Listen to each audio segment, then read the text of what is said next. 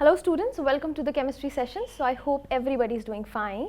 So what I have brought for you today, a set of 10 questions which we are going to perform together for this chapter, is matter around us pure?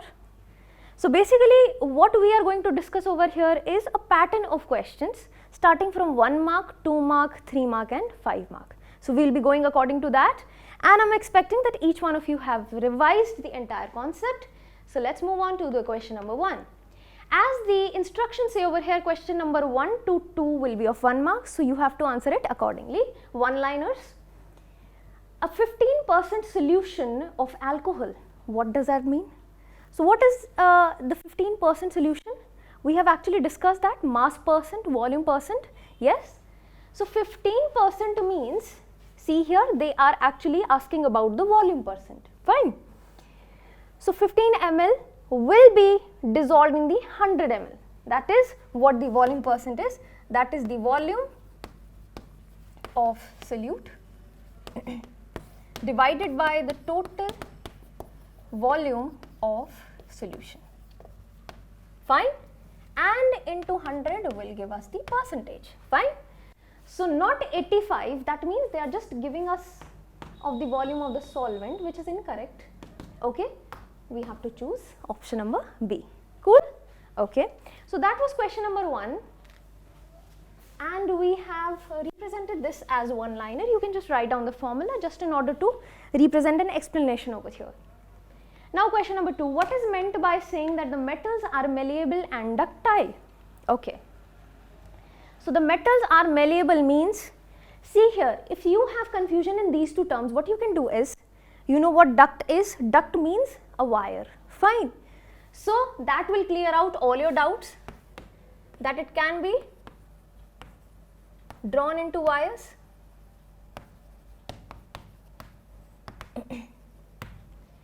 Whereas the metals are malleable, that means one can be drawn into wires, the another can be in the form of sheets.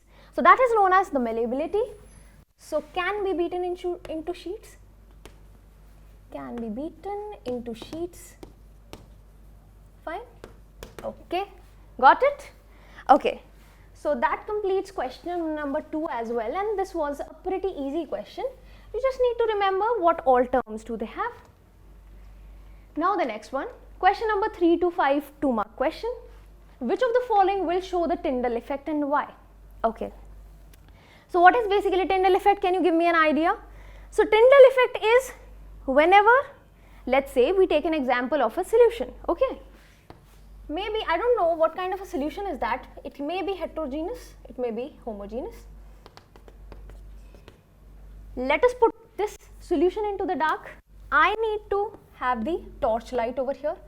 If the path is visible of the light through this particular solution, that means there must be particles which is guiding the path of the light, fine. That means the entire solution is not uniform, there are certain particles which are deflecting the light somehow, okay, and that is known as the Tyndall effect. So one is salt solution. You must have seen salt solution.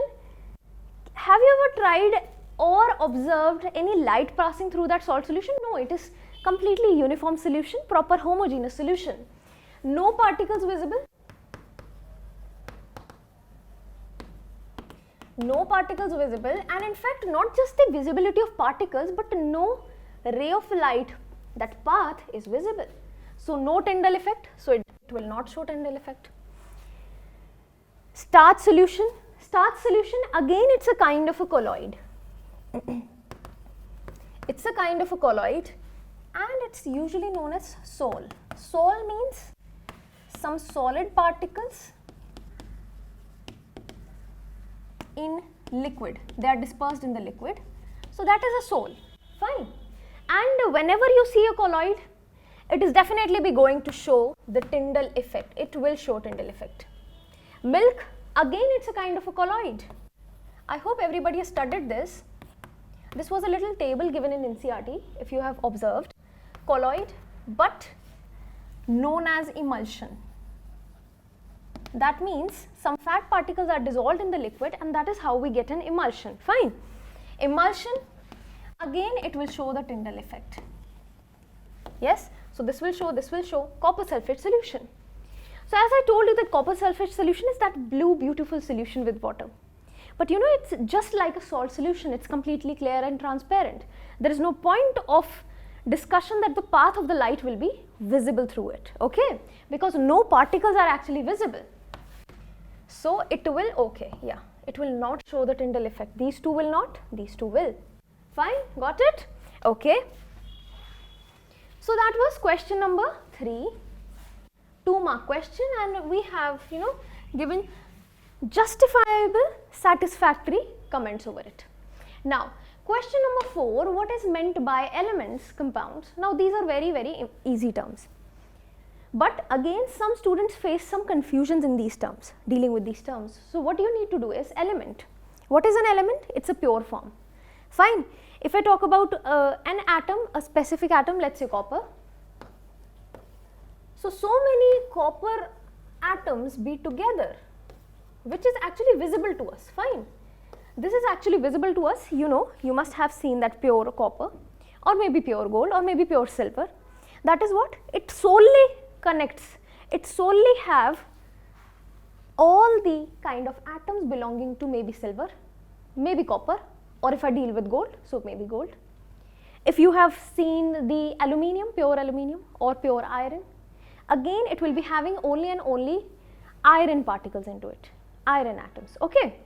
So that is what an element is, which is actually, whenever I try to beat it down into smaller pieces, it will again come out to be none other than that of copper, if we concerned with copper. Okay, so that is an element. Compounds, whenever few elements they combine in a fixed ratio, I get a compound, a stable one, okay. So whenever some elements they combine in a fixed ratio to get a stable thing, that is a compound. If I talk about a mixture, mixture can be random. It can be homogeneous, it can be heterogeneous. So mixtures are basically, if I get the handful of soil from the garden, it is also a mixture. I just randomly mix anything together. Let's say, okay, see, these are the smaller chalks I have, fine. These are the smaller chalks and these are the bigger chalks I have. I just try to mix them together, fine. This is what? This is just a mixture, okay. I can separate this mixture with my hands, and that is what a heterogeneous mixture is. So anything can be a mixture, fine. In fact, the air you see around yourself, it's, although you don't see it, but yes, it's a mixture of different gases, fine. Write down the names of the 2 elements, copper, Ag means silver, gold, anything, whatever you like, which actually has the capability of existing alone. 2 compounds can be water molecule, or can be, let's say, calcium carbonate. Yes, calcium carbonate is still in my hand. It is the chalk over here that I have. And 2 mixtures. Mixtures, I have given you an example. Air can be a mixture, yes. Water with some minerals can be a mixture. Soil can be a mixture. Anything, okay. Now, classify the following into elements, compounds. Now you know the definition of each one of them. You can classify it very well. See here, marble. It's a kind of a compound, yes. Calcium carbonate, I just told you. Chalk or marble, it's having one single formula. Air, it's a mixture.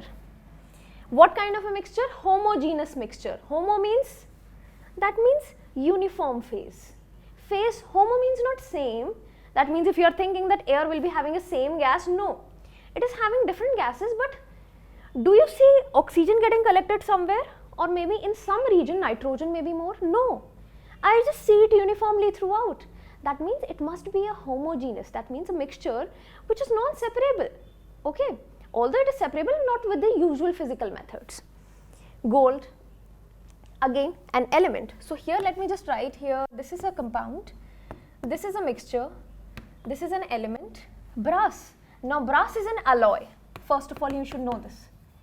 Alloy, let's say, okay, see here, if you are able to see, I've got a ring over here, fine, and this ring is a mixture of, let's say, 2 metals.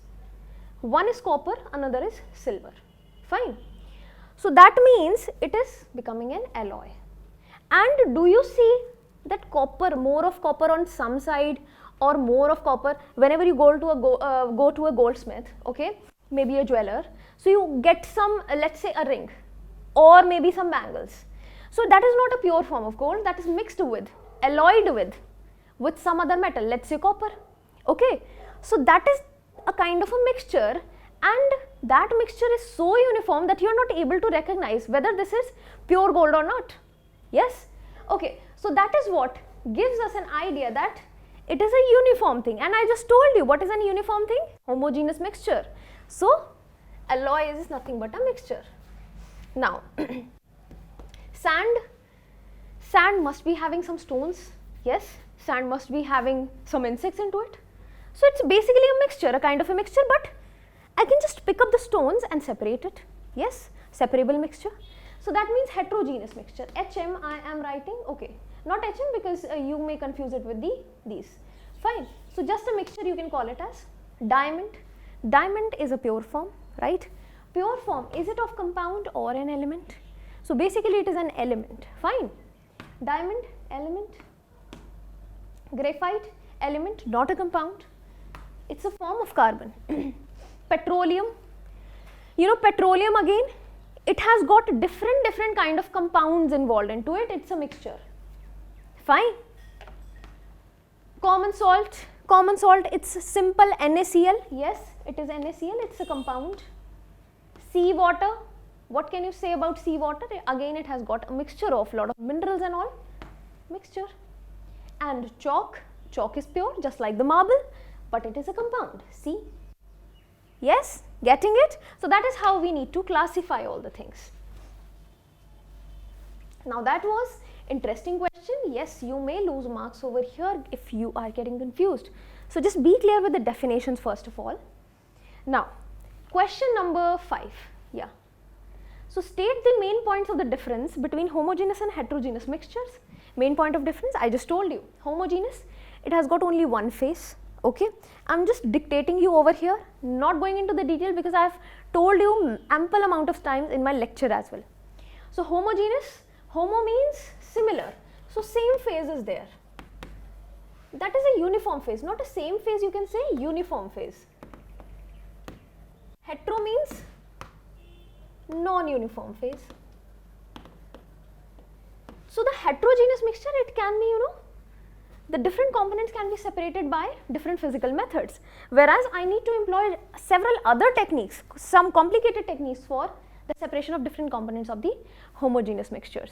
Okay, yeah, and what can I say about heterogeneous? One more thing, the boundary lines of different phases are visible with the naked eye, whereas for the homogeneous, I cannot, you know, whenever there is a salt solution, I cannot just recognize it, that yes, these are the salt particles traveling here and there and these are the water particles. No, I cannot distinguish between the two boundary lines. Okay, so that is the main point of differences. Now, classify the following as homogeneous, heterogeneous. A similar kind of a question has come up. Now, soda water. Have you ever had soda water? Yes, you had. Maybe in some cold drink or something. Okay. So soda water, have you ever seen that soda getting dissolved in the water? No, it's a homogeneous mixture. Okay, so it is homo. Fine. Wood again homogeneous. Yes, I cannot just, you know, separate all the components of a wood. I cannot just hand pick them. No. Air, homo. Soil, hetero.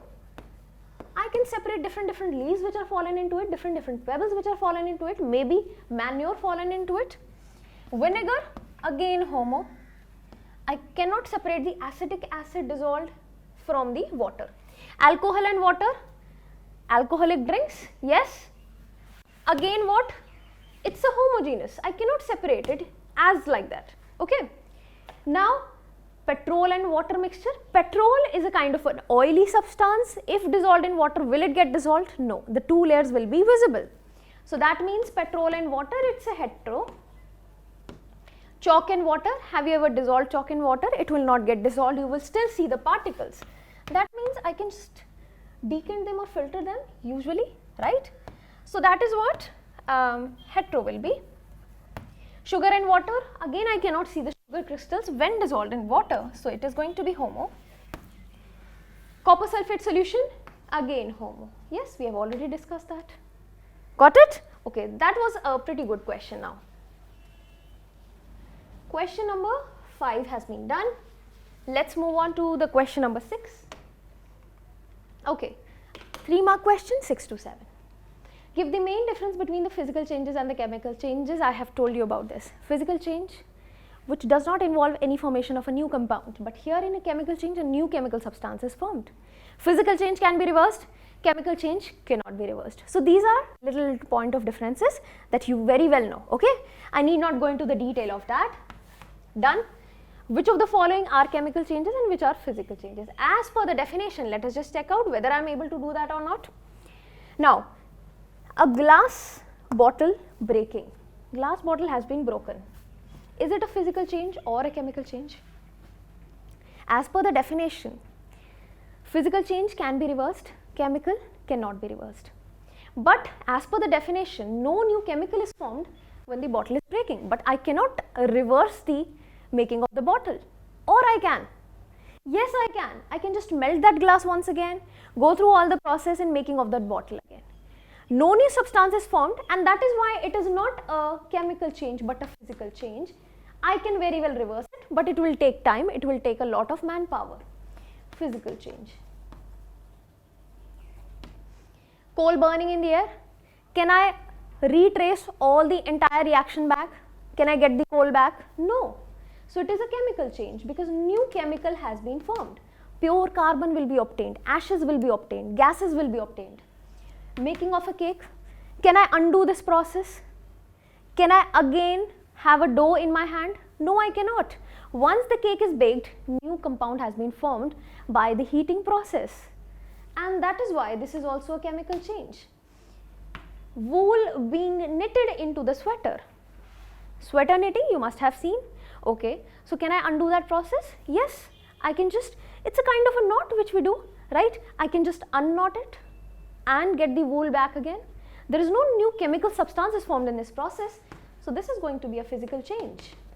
Fine, getting it? So that was question number 6, a good one. Yes, I enjoyed it. Have you? Yes, you must have. Now, question number 7. What is meant by a solution? And give 2 examples of the solution. As I told you, solution is a homogeneous mixture. First of all, you need to tell this. Homogeneous mixture. Fine. Okay. Any kind of examples? Sugar solution, salt solution, air is a solution. Alloy is also a solution. Yes. This is an interesting fact to know. Alloy is a solution.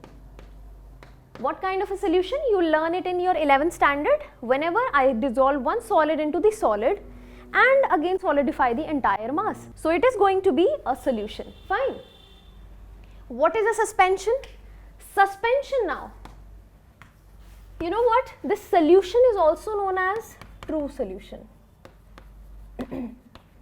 Fine. True solution is also the name. So what we have got here is, they are asking about the suspensions also, they are asking about the colloids also. Let us see the particle differences into that. So this is going to be the important one, this particular question. Fine. Okay. There is one true solution in which I cannot see the particles. There is one colloid and there is one suspension. This has got the maximum particle size and it is visible to the naked eyes. Fine.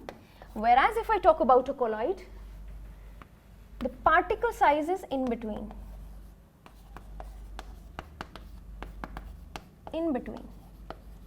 Fine. But these two are not proper solutions, proper mixtures, not homogeneous. This is homogeneous. Fine. Now, so suspension, now you can very well tell us what is a suspension. And can you give an example? They are asking about the examples as well. Chalk dissolved in water, soil dissolved in water, going to be the suspensions, chalk plus water. I can very well see the chalk particles dissolved, moving here and there in the water, or else soil in water, the muddy water you can say. Yes, this is also a suspension. Now if I talk about the colloid have different kind of examples. Colloidal solutions they are asking. We can talk about milk here, okay. So colloids again, they can be fogs, they can be mists, right. In fogs and mist, what is happening in the gas, in the air, some water vapor particles have been dissolved, kind of dissolved. So you don't usually see the particles, but you can see that cloudy thing, right? So that is what a colloid is. And in fact, through the mist also you must have seen those rays coming, the path of the rays. Yes, that gives us an idea that it shows a Tyndall effect, and Tyndall effect is shown by this colloid and the suspension only. So now you can very well write the definition. If still not, you can refer to my lecture. So that was question number 7, and you learnt one thing new, which is going to be the true solutions. Solutions, homogeneous mixtures, also known as true solutions. Now this is going to be interesting one. Okay. So is that completely visible to you? Okay. There are 3 liquids A, B and C having different densities. There are 3 liquids, different densities. Okay, pay attention over here. And different boiling points are also there. Liquid A and C are organic in nature. A and C are organic. Liquid B is inorganic. That means, as I told you, that whenever 2 things are having a similar nature, they will get dissolved. Whereas if they have got a different nature, they will not get dissolved. Fine. When liquid A and B are put together in a container, they form a single layer because they got dissolved. They are organic in nature. On the other hand, when the liquid B and C were mixed, they formed 2 separate layers. So you must be having an idea that whenever I dissolve oil in that, oil in water, we have got 2 separate layers. Fine. So which process will you use to separate A and B? Now A and B, that can be 2 liquids dissolved to form one single solution, pure, true solution. What is it? It can be alcohol in water. Yes, I can take that. So remember, alcohol and water, what kind of a technique do we use to separate those? So it is kind of a boiling, yes, fractional distillation. Yeah, we can have fractional distillation into it.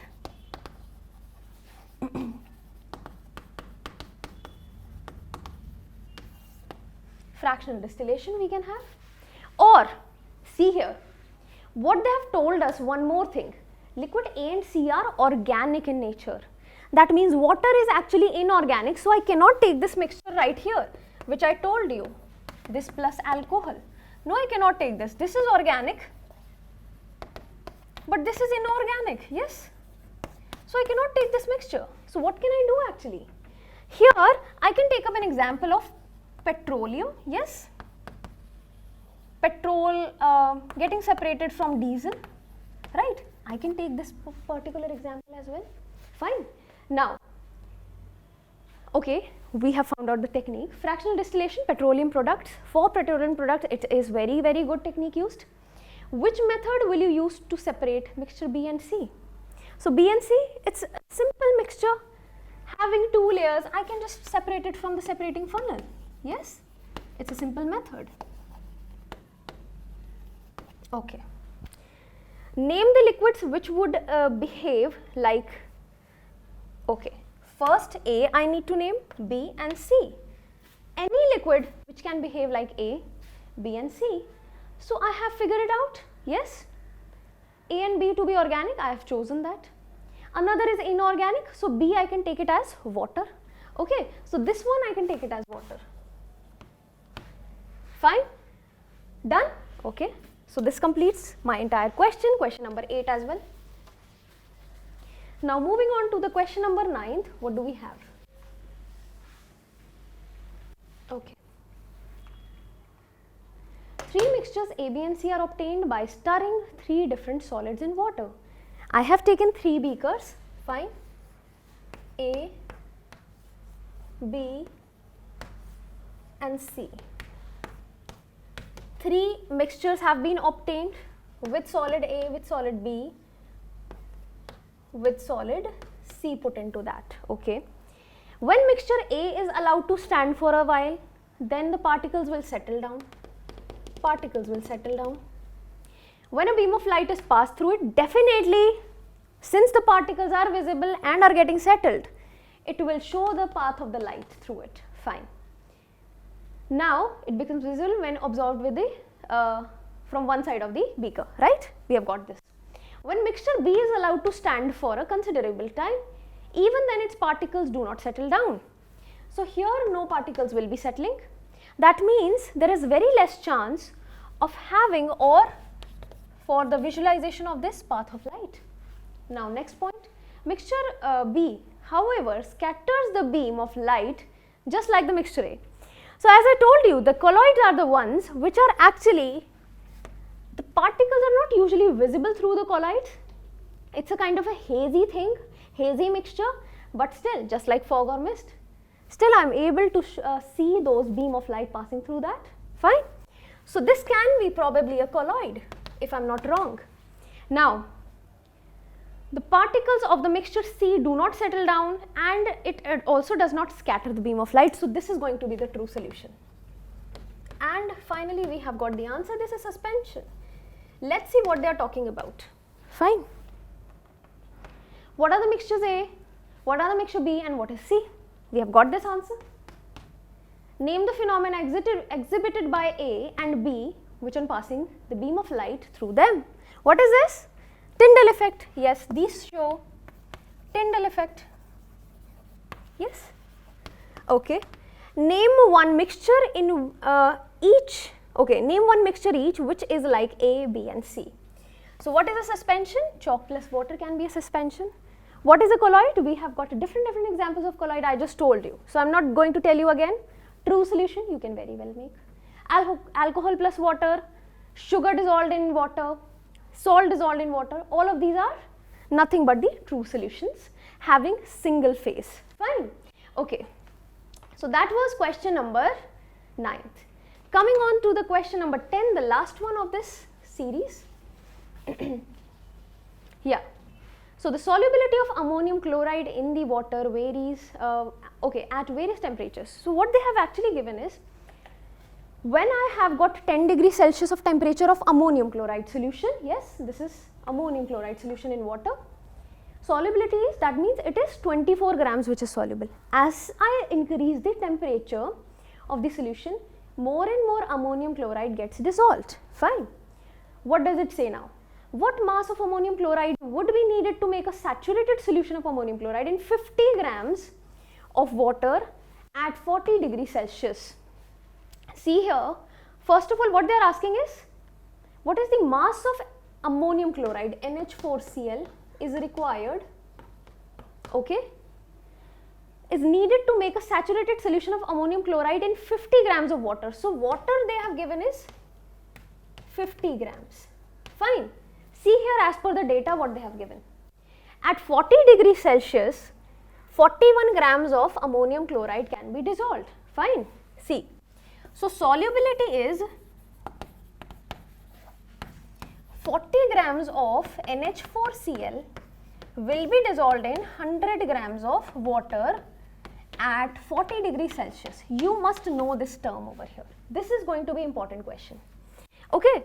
So this actually the data says this. That means 41 grams of NH4Cl at 40 degrees Celsius will be getting dissolved in 100 grams of water. What they are asking is, water now they have given is 50 grams.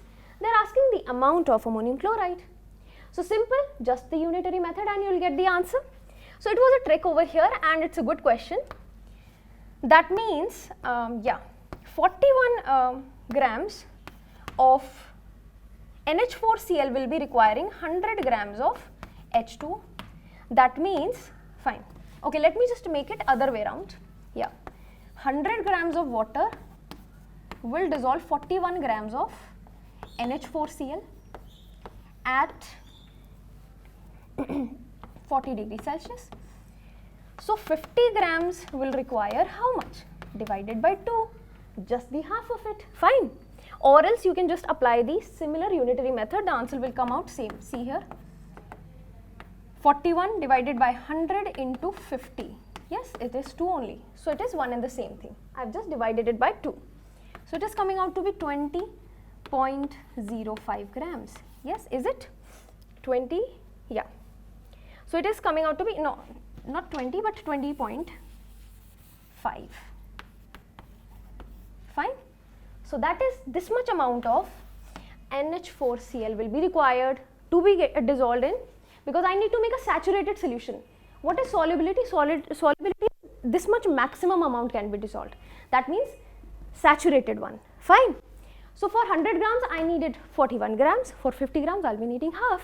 That will be saturated. After 20.5 grams, if I want to dissolve 21, let's say, it is going to be precipitation then. Okay. What can you say about the relationship between the temperature and the solubility from the given data? We have just discussed it right now. The entire thing, what this data says, we have just discussed it. So you actually have to write the entire thing in a proper manner down in this particular answer. Okay. So that completes entire set of 10 questions. I hope everybody has got. And if not, again I'll be there, and I am just one step away. You can post any doubt on our website and I'll be clearing those doubts for you. Have a nice day.